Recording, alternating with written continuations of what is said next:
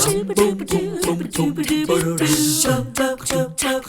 morning. So nice to have you join us. Hope you're enjoying a rainy day here in the beautiful scenic city. We do live in such a beautiful place, and we're kind of celebrating that actually as we kick off the show this morning, because in order for it to be pretty, we have to keep it pretty, right? So it's time once again for the River Rescue.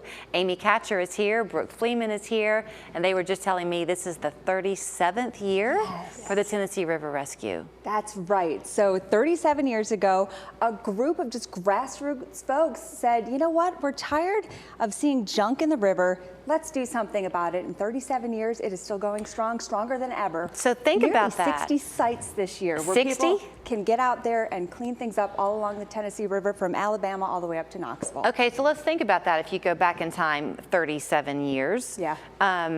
Because Chattanooga loves to call itself the scenic city, but tourism-wise, nationally and worldwide, it was not drawing people in like it is today. No. Oh, yeah, the Tennessee Aquarium was a big part of the founding of the Tennessee River Rescue. So them and the community members, that's how this got started. You were telling me, Brooke, that the second year Al Gore helped to kick things off. Yeah, Is that right? Yeah, it's pretty cool. We have a picture on our website of that. Just yeah, he was the spokesperson, kind of kicked off the annual Tennessee River Rescue, and it's gone from 10 sites around the greater Chattanooga area to 60 sites across the region. So the 60 sites, I guess, Amy, are intended not only to have that far reach, but also to make it easier for people to come out and spend a little time and be part of the effort. That's right. And, you know, whether you want to just get out there for a couple hours and pick up trash along the shoreline, or we even, for boat enthusiasts, we have some sites where you can only access it by boat. So there's really something for everyone. So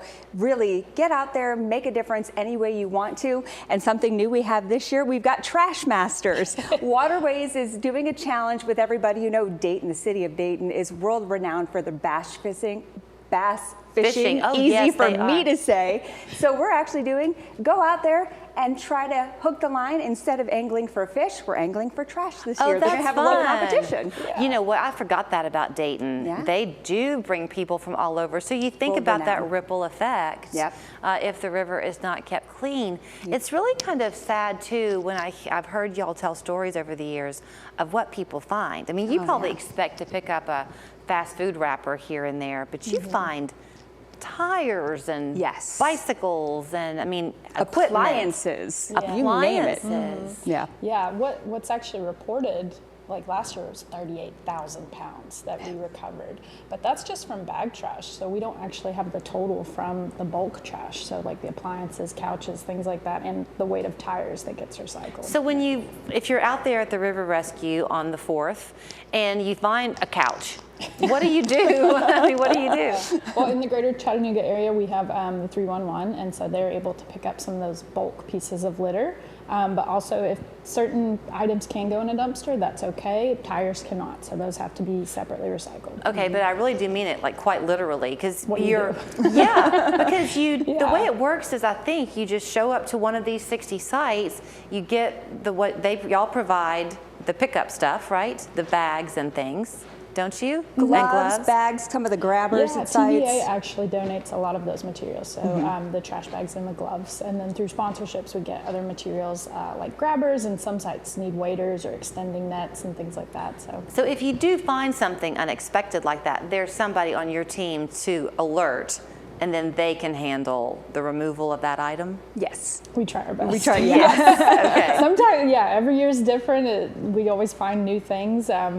But yeah, most of it can fit in a dumpster, but if they're not able to do that, we try to help them out. Parks has also been a great partner this year too, and so they're helping clean some of those locations around Chattanooga. You mentioned the boating enthusiasts. I mean, you know, there's going to be a long line for those folks. We love our waters here, so you can get out on a kayak or a paddleboard and go. Exactly, yes. So for some of the sites, and then there's also organizations that will have the boats that are out there at some of the sites as well. I'm sorry, words are escaping me today. Well, it's because you know it all already. Some locations do offer boats, but then the majority of them are bring your own boats. Yeah. So it's kayaking efforts or even motorboats for the Dayton activity. But what an interesting, I mean, first of all, I'm sure many of those people, if you have your own kayak, you've probably gone to some of these sites already and you know how heartbreaking Yes, it is to see it. So we've put together a regional committee that actually informs us of where some of these hotspots are, and it's mostly the folks on the water that see this. So it's our TVCC, the Tennessee Valley Canoe Club, that tells us, or it's our folks from TVA, the people that have eyes on the water.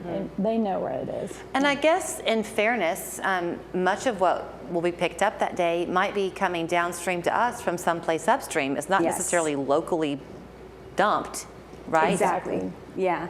And they find out that a lot of what ends up in the waterways it starts on the roads. It starts with trucks that are driving down the roads with their uncovered loads and things like that. It's not necessarily people who are, driving down the road and throwing their fast food wrappers out. That happens too. But, it's not all just bad actors. It is a lot of unsecured loads and things like that end up on the streets, washed into the gullies in a heavy rain, and then it ends up downstream. So that, to that point then, if you can't come out to the river rescue, if you're in your local grocery store parking lot, we've all done that, where you're heading out to the car and there's something on the ground and you think, oh, that's not mine, you step over it, pick it up and throw it away. Yeah, because whether or not you live on a body of water, we all live upstream from someone, right? Everything makes its way to the water eventually. So everyone can do their own part. Whether or not you can join us October 4th, which we hope you can, we can always make our own little part every day. Okay, so talk about time commitment then on October 4th. You mentioned you can come out for just a couple of hours. Are there different times of the day you can sign up for? It's all in the morning. Most of them are about 9 to 12 o'clock, but times will vary, so head to the website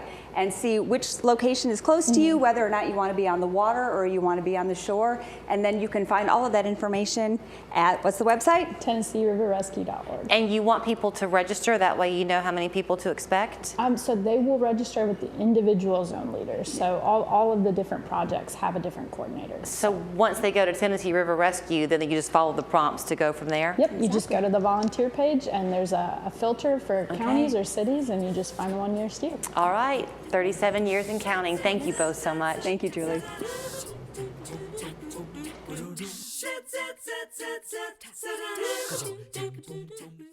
The remnants of Hurricane Helene left destruction and tragedy in its wake. Now, 1 year later, communities are healing in North Carolina. Local 3 spent days talking to the people helping in the recovery. Their stories, all this week on Local 3 News at 4 and 6. I was involved in a motor vehicle accident. My car rolled over.